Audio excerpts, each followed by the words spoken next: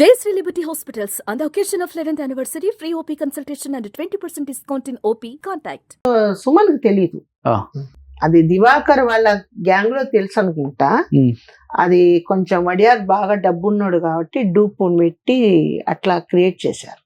సుమన్ అట్లా పనులు చేయలేదు ఓకే నాకు తెలిసి. But can't board position MGR orders కాబట్టి, ఎంజిఆర్ అప్పుడు సీఎం కాబట్టి, ఎంజిఆర్ పీరియడ్ లో ఈయన వర్క్ చేస్తున్నాడు కాబట్టి ఒక ఆఫీసర్ గా పలాంటి డ్యూటీ చేయ తప్పదు కదా. జస్ట్ అరెస్ట్ అంటే అరెస్ట్ చేయాల్సింది. ఏంటి ఎంజీఆర్ కి సుమన్ గారికి ఇదే వడియారు కూతుర్ని వచ్చి దినకర్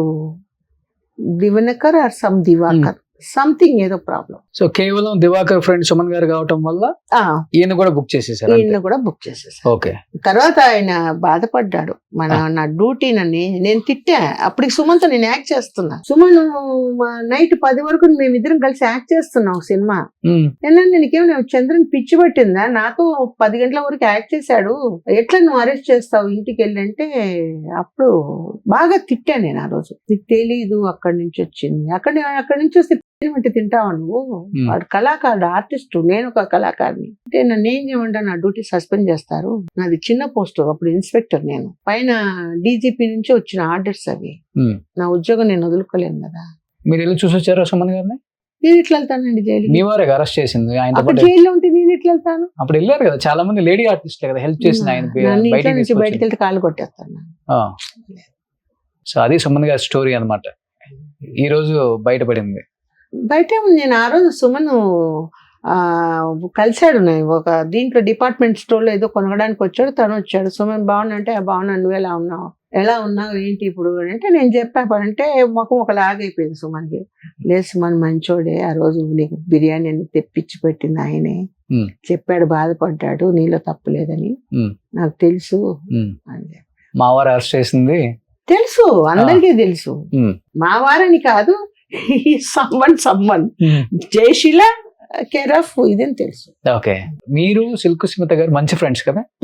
ఇండస్ట్రీకి ఒకేసారి వచ్చారు మీరు? వచ్చాం, ముగ్గురు వచ్చాం. నేను, ముచ్చర్లన్న గారు, సిల్క్ స్మిత గారు అసలు చెన్నైకి ఎలా వచ్చారంటే ఏమని చెప్తారు మీరు? చెన్నై ఛాయాదేవి ఇంట్లో ఉన్నప్పుడు ఆవిడ నాకు పరిచయం.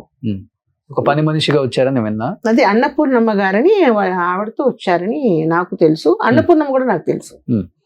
తీసుకొచ్చినప్పుడు ఎందుకంటే వాళ్ళిద్దరు నడుచుకుంటూ పోయి వచ్చేటప్పుడు మా వీధిలోనే వాళ్ళు పెంట్ హౌస్ లో ఉండేవాళ్ళు కింద, నేను ఫస్ట్ ఫ్లోర్ లో. అప్పుడే ఫ్లాట్ అంటే ఏంటన్నది కన్స్ట్రక్షన్ మాకు తెలిసింది అప్పుడే. లేకపోతే ఇండివిజువల్ ఇళ్లలో ఉండేవాళ్ళం. సేఫ్టీ ఉంటుందని ఫ్లాట్ కి నేను షిఫ్ట్ అయినా. అదే వీధిలో ఉన్నాం అనమాట. అప్పుడు ఈ సిల్క్ స్మిత అనేది నాకు తెలుసు. సెలక్షన్ కి పోతే అమ్మాయి బొద్దుగా ఉండేది. ఫస్ట్ నన్ను సెలెక్ట్ చేసేవాళ్ళు. ఈ అమ్మాయి సన్నగా హిట్ అయిన తర్వాత ఈ అమ్మాయి పీక్ వెళ్ళిపోయింది. మేము ఇట్లాగే క్యారెక్టర్ ఆర్టిస్ట్ గానే ఉండే. ఎలా ఉంటది క్యారెక్టర్? వ్యక్తిత్వంగా ఎలా ఉండేవారు? మంచి అమ్మాయి. అమ్మాయి మాత్రం చాలా మంచి అమ్మాయి. చిన్న పిల్లల తత్వం. ఇప్పుడు ఏదన్నా అంటే ఒక మైండ్ లో పెట్టేసుకుంటా, ఆ కన్నింగ్ ఉంది, బయట పడదు. ఇప్పుడు ఏదన్నా ఇట్లా అన్నారంటే అది మనసులోనే పెట్టుకొని ఆ కన్నింగ్ లోనే ఉంటుంది. బట్ ఆ రోజుల్లో ఆమె డేట్ కోసం ఈ హీరోలు వెయిట్ చేసిన రోజులు ఉన్నాయి కదా.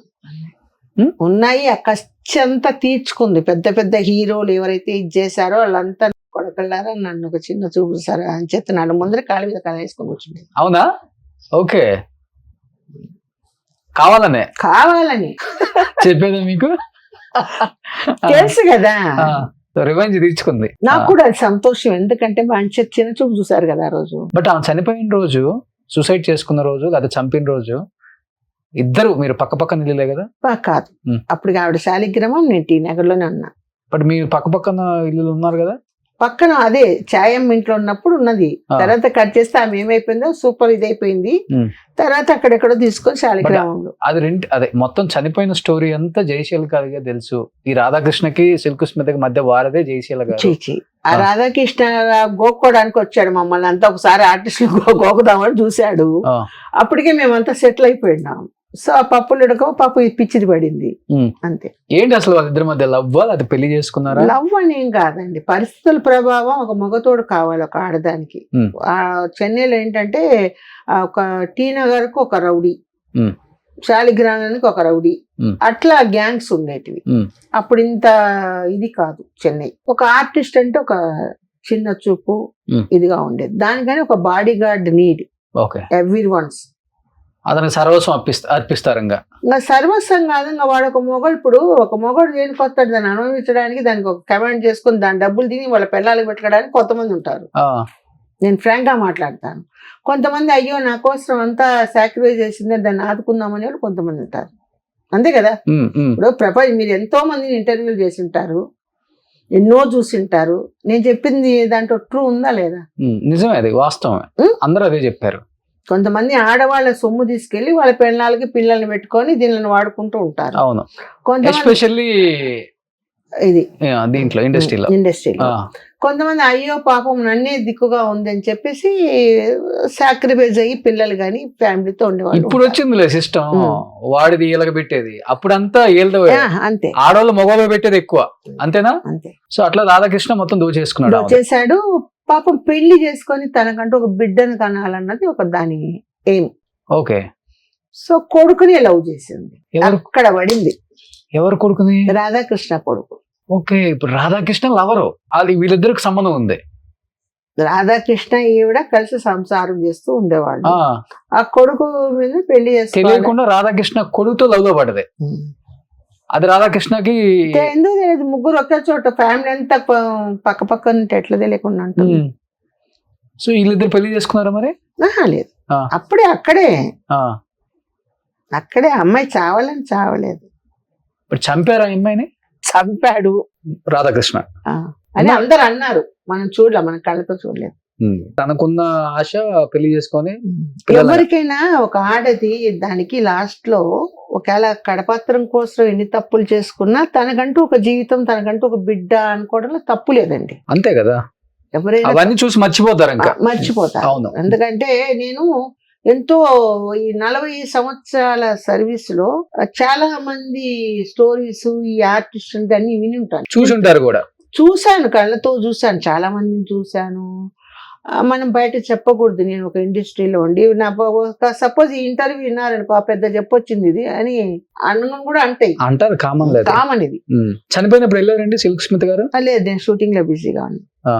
ఇద్దరు చనిపోయినప్పుడు నేను లేను. సిల్క్ స్మిత్ గారు చనిపోయినప్పుడు నేను లేను. ఒక నా ఫ్రెండ్ రజని అని ఒక అమ్మాయి ఉండేది, ఆ అమ్మాయి చనిపోయినప్పుడు నేను లేను, షూట్ లో ఉన్నాను. వచ్చిన తర్వాత హుటాహుటిగా వెళ్తే చనిపోయింది. కానీ ఆ రోజుల్లో అన్ని మిస్టరీ డెత్లే, ఎస్పెషల్లీ లేడీ ఆర్టిస్టులు. ఎవరి తలుచుకున్నప్పుడు చాలా బాధ వేసింది, ఏంట్రా ఇలాంటి చావు వచ్చింది. ఫటాఫట్ జయలక్ష్మిని నాకు చాలా బాధ అనిపించింది. ఊరేసుకొని చనిపోయినావా? గుర్తులేదు రోషన్ గారు, బట్ పక్క వీధులు మావి. నేను కూడా ఒకసారి చెప్పినట్టున్నాను, వద్దు పెద్దోళ్ళతో గోక్కుంటున్నా వద్దు అని చెప్పినట్టున్నాను.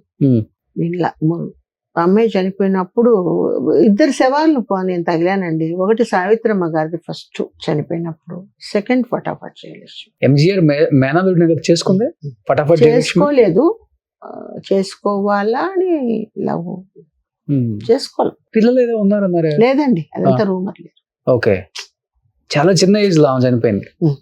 32-30 అంతే. ఇదే మాకంతా గుణపాఠం. ఓకే, అంటే నేను నేర్చుకున్నా ఇది. ఎందుకంటే మా కళ్ళ ముందు యాక్ట్ చేస్తూ నువ్వు అమ్మాయి చనిపోయింది, నిద్ర మాత్రలు తిననుకుంటా, ఉడి కాదు, నిద్ర మాత్రలు. కానీ మంచి ఆర్టిస్ట్ అండి ఫటాఫట్ జయలక్ష్మి గారు. ఇప్పటికి తలుచుకున్నప్పుడు అనిపిస్తుంటది ఆమె గురించి. నేను చాలా చోట్ల కూడా చెప్పాను, చచ్చి సాధించడం కాదు బతికి సాధించండి అని కూడా చెప్పాను కొన్ని సందర్భాల్లో. ఎందుకు చావాలండి, వాడెవడో తప్పు చేశాడని మనం ఎందుకు చచ్చిపోవాలి? సినిమాలలో ఇన్ని క్యారెక్టర్స్ వేస్తారు, జీవితంలో ఒక క్యారెక్టర్ కోసం డిప్రెషన్ లోకి వెళ్ళిపోయి చనిపోతారు ఆర్టిస్టులు. నాకు నిజంగా నన్ను డిప్రెషన్ లో ఉన్నప్పుడు ఆ సూర్యాజీ లేకపోతే నేను లేని ఈ రోజు. మీరు కూడా సూసైడ్ అటెంప్ట్ చేశారు? నేను సూసైడ్ అటెంప్ట్ చేయాల, ఆ దిగులతోని ఏడ్చుకుంటా కూర్చొని ఒక దిమ్మ రొట్టె పడిపోయింటది కదా, అట్లా ఉంది. ఈ లోపల మా నాన్న చనిపోయి మా అమ్మ వచ్చేసింది కదా నా దగ్గరికి. మదర్ని ఎవరు చూసుకుంటారు? నాకు సూసైడ్ అదంతా ఉండదండి.